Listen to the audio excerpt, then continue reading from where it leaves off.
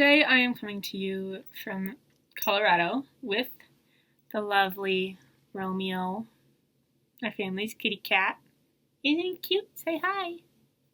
And today we're here to talk about writing conferences for you.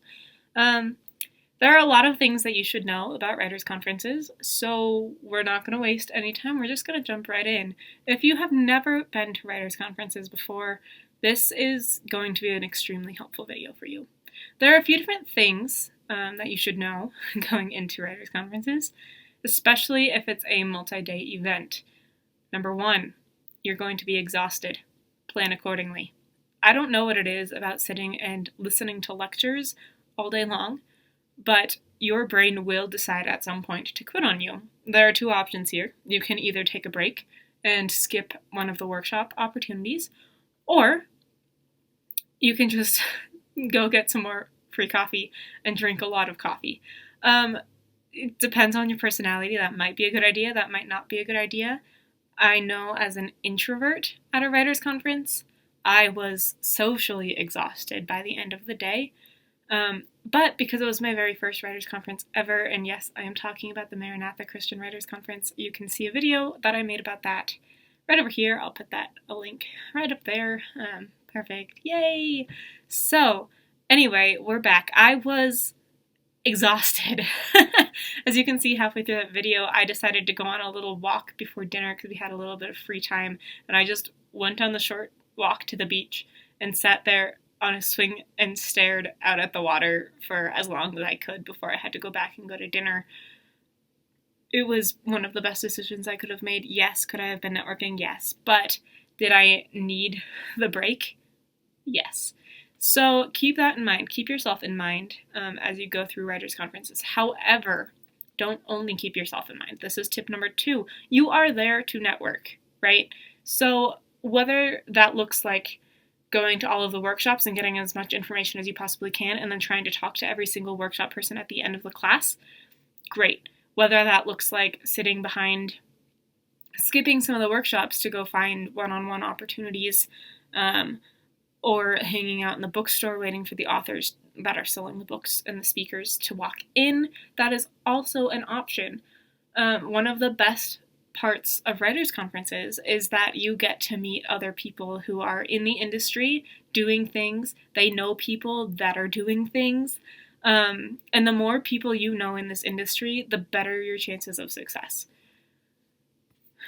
That's sort of the way it is in life in general, but the more people you know, the more doors will open organically, and you can just take those opportunities as they arrive.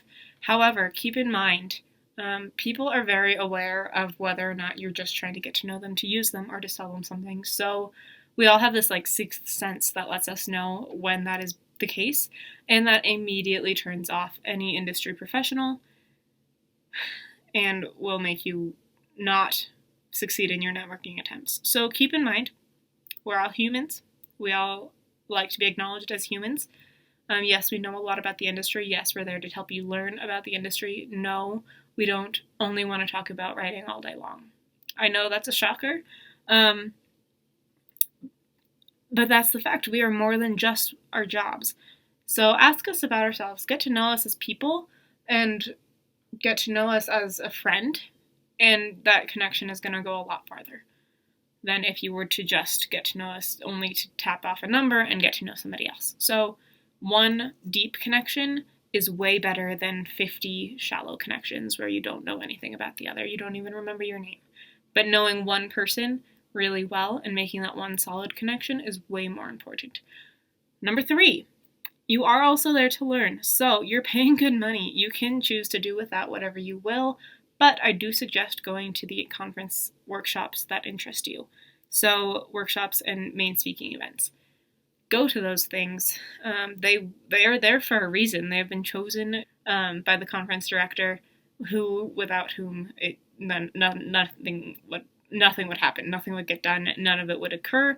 So they're well versed in the industry. They know what you guys need to learn and what you should be learning about in this common age.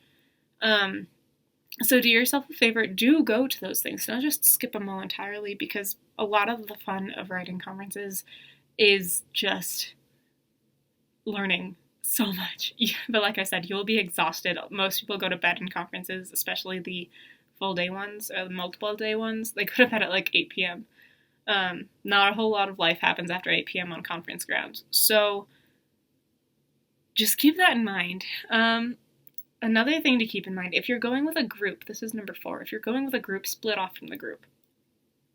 That sounds bizarre, but I know all of us in our herd mentalities and our pack mentalities, we assume that the best way to succeed is to show up in force. However, you are not going to meet new people, you're not going to network successfully if you don't get out of your circle. So, especially if it's a multi-day conference, and I know that there are some that are like single-day writers' workshops. I'll be at a few as staff coming up this year in 2020, but go meet with people, sit at the tables with strangers, ask them what they write. There are always things that you will have in common with strangers, so get to know them, right? You can ask them about their books. Everybody there will be a writer or an aspiring writer or somebody in the publishing world. Ask them what brought them to the conference. Strike up a conversation. Just don't be creepy about it, but I think that goes without saying. So just, yeah. Strike up a conversation. Get to know people. Make friends. Like I said earlier, your friends, the people that you know, are going to help determine your success or failure as this in your career. In this as a career. So keep that in mind. Talk to people. Just make friends. Go out there and have fun. Learn a ton. Bring a notebook. Bring business cards if you want to be able to easily pass things out to people. You don't need much else. Just be able to pitch things. On the topic of pitching, if you are scheduled for a meeting with an editor or an agent, look up the editor or the agent beforehand, before your meeting. Know what they represent, know what they're looking for, know what they edit, right? You will also have the opportunity to meet with like publishers, and these are the people that own publishing houses and help make all of the business decisions of publishing houses. Pitching your book to them will do no good, okay? But you can learn a lot about the publishing world by talking with them, so keep that in mind. But if you are going to pitch your novels or your nonfiction book, if you're going to pitch to an editor or an agent, you should keep in mind, don't pitch your memoir to a romance editor or a suspense agent. Look up the agent online, see what they're looking for, and make sure that you're pitching them something that they're interested in. Otherwise, you're wasting everybody's time, including your own, and that is a waste of time and money at writers' conferences, right? It is okay to be like, I understand that you are an editor or an agent. I want to learn about the industry. I want to know what you can teach me, so I have a few questions for you. Just don't pitch them their book. So like if you get there and you find these editors and agents that you want to meet with, and then you realize, shoot, these people look like they're really nice and they're definitely really knowledgeable. Like, she's from HarperCollins, I have to meet with her. Go meet with her anyway. But maybe don't pitch her your book if you don't think that it's a good fit. Yeah, that's pretty much all of the basics. You will feel a little bit lost and a little bit overwhelmed. That's okay. You're allowed to feel overwhelmed at writers' conferences. A lot of people do feel overwhelmed at writers' conferences. But the bottom line is you're there to have fun, you're there to learn, and you're there to build connections. Okay? That's all you have to do. Just go make friends. Occasionally talk about your book to some people who might be able to change your life. And at the same time, don't put too much weight on if they say no. You know, like a no from one person doesn't mean a no from every single person. At the same way that yes doesn't actually mean that it might be the best place for you or your book. So keep that in mind. I know the dream is to get published. The dream is to learn all of these things so that you can one day be successful. But sometimes being successful does not look like getting a book published with the first person who offers you a contract. Sometimes being successful looks more like waiting for the right person to come around, you know? It's the same thing, like when I'm going through submissions as an agent,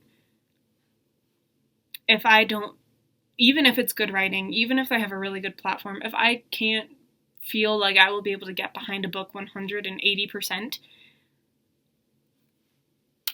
I won't say yes because it's not the right fit. You know, like, I have to love something immensely for me to take it on.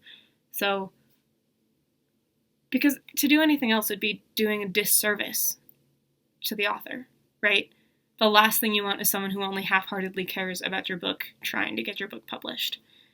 You want somebody who is going to be fully a cheerleader and in your corner and doing their best to get your book and you the best deal possible, rather than this person is offering a contract. I think maybe you should go with it.